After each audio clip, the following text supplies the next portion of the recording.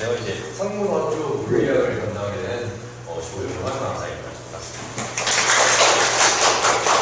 저는 이제 상문학교 일단은 물리학을 완전 정복하기 위해서 기출 문제를 한번 꼼꼼하게 분석을 먼저 해봤거든요.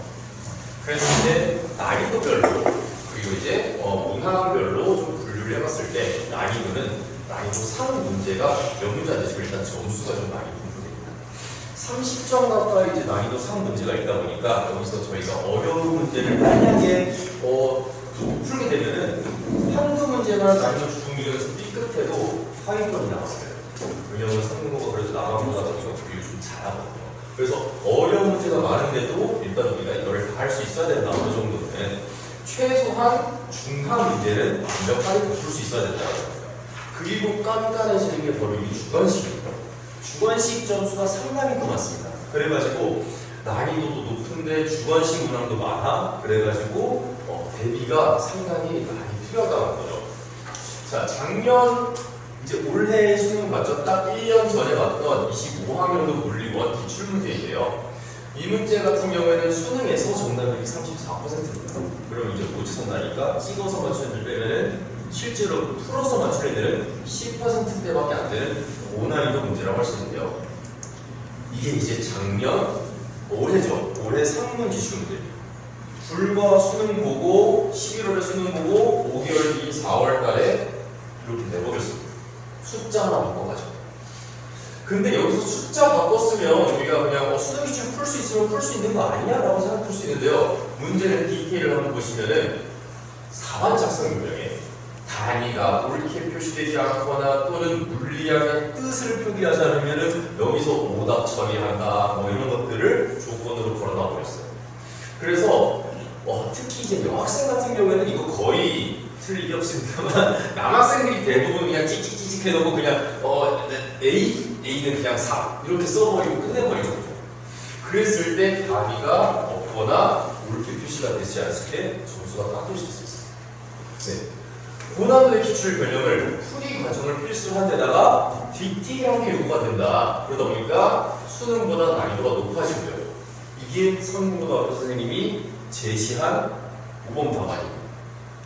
그냥 일반 이제 뭐 다른 학교들 기출 문제의 답안을 보면은 10만 찍찍찍 써있고 그래서 답은 뭐 이렇게 나오는데 상문고는 거의 그냥 우리 수능 특강이나 혹은 뭐 일반 시중에 뭐 완자나 같은 거 이런 수준의 답안을 지금 선생님이 올려줬어요.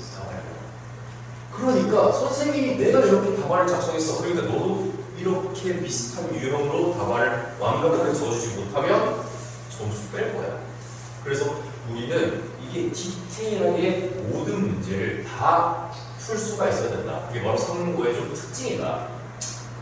그러다 보니 저희가 이렇게 봤을 때 A 비율이 상당히 낮습니다. 다른 화학이나 또는 생명과학에 비해서 비율이 조금 낮아요. 물리가. 그렇지만 한 가지 이제 좋은 정보라고 할 수도 있는 건 비비율이 또 화학에 비해서 상당히 높죠. 그래서 기본 문제, 아까 말씀드린 거 난이도 상들을 당연히 어릴 수는 없지만 밑에 있는 중하 문제를 완벽하게 대비한다고 하면은 그래도 이 등급은 어느 정도 우리가 확보를 할 수가 있지 않을까라는 생각을 하게 되고요.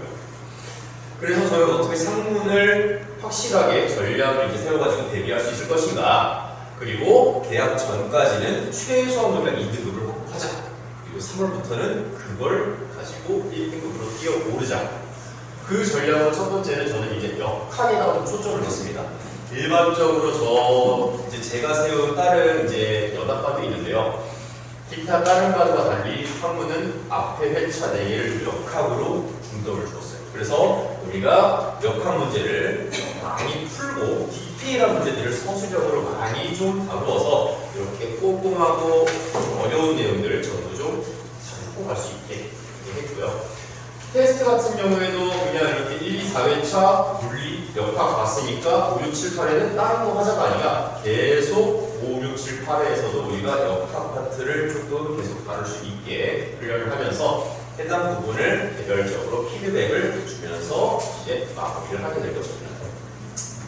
자, 이제 아까 말씀드렸던 서술형 까다롭다 계속 말씀드리는데요. 이 문제 같은 경우에는 작년 중간고사 문제들인데 대놓고 또 문제마다 조건을 다시 달아줍니다.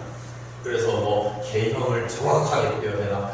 그래서 뭐 공식으로 대충 풀 수도 있지만 그래프로 그려라. 그 그래프에 가로 세로 다 표시해라. 그리고 흰 그래프를 그려서 심지어 비교해라. AB 그리고 그래프 따로 그려서 비교해가지고 왜 이게 다른지를 설명해 주는지가 총 7점입니다. 어렵진 않은데 7점이 정말 이 문제 되게 쉬운 기본 문제거든요. 근데 그래프 안 그렸다 빡빡하고 이거 K형 물리량 정확하게 설명 못했다 쭉쭉쭉쭉 점수 깎이다 보면은 7점짜리 쉬운 거 나는 다 썼다고 생각했는데 점수 맞짱 채점해보니까 2점 3점 뜨는 겁니다. 그러면은 이제 저희가 이 부분을 어떻게 해결할 것이냐.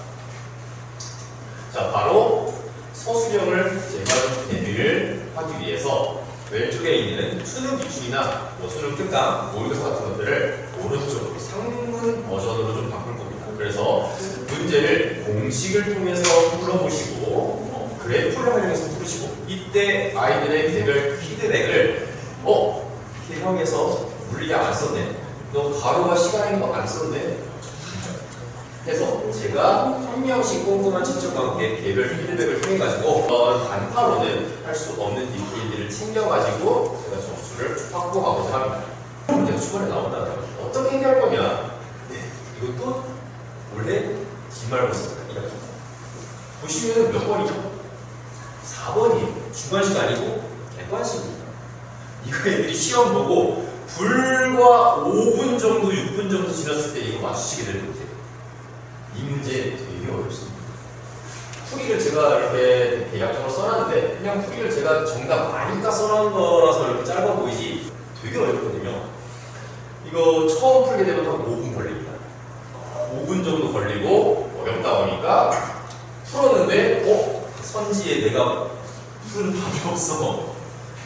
포기할 수 없죠. 내가 5분이나 버렸는데 풀 수 있을 것 같은데 하면서 시간 버리다 보면은 한 문제 때문에 4번 풀고 났는데 정답에 대한 확신도 없는 채로 10분이 넘게 걸렸어요.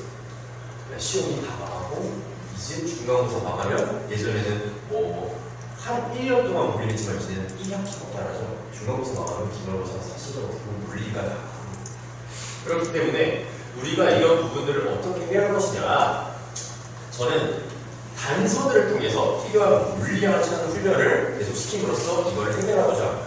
그러면 등소분동부는 정지라는 단어가 만약 우리 문제에 나왔다. 힘 찾으면 된다. 그 모든 힘들을 찾아서 하면 0이다로 가자라는 거죠. 자, 여기도 보면은 제가 마찬가지로 기말고사 문제를 넣어놨는데 내가 더 어려워 보인다고 생각할 수도 있어요. 문제가 길거든요, 조금 더. 그리고 뒤에 있고. 근데 얘는요, 막상 되게 쉬워집니다. 위에 거 쭉 한번 읽어보시면 실로 연결돼 있고 EX만큼 넣어내고 위에 세 배줄 그냥 다 필요 없는 그냥 극인 설명이. 그리고 중간에 하나 속력이 0이다. 아까 제가 짚었던 거. 속력이 0이다. 힘이 다 구해놓고 갔다. 끝. 풀어놓으면은 그냥 한 줄.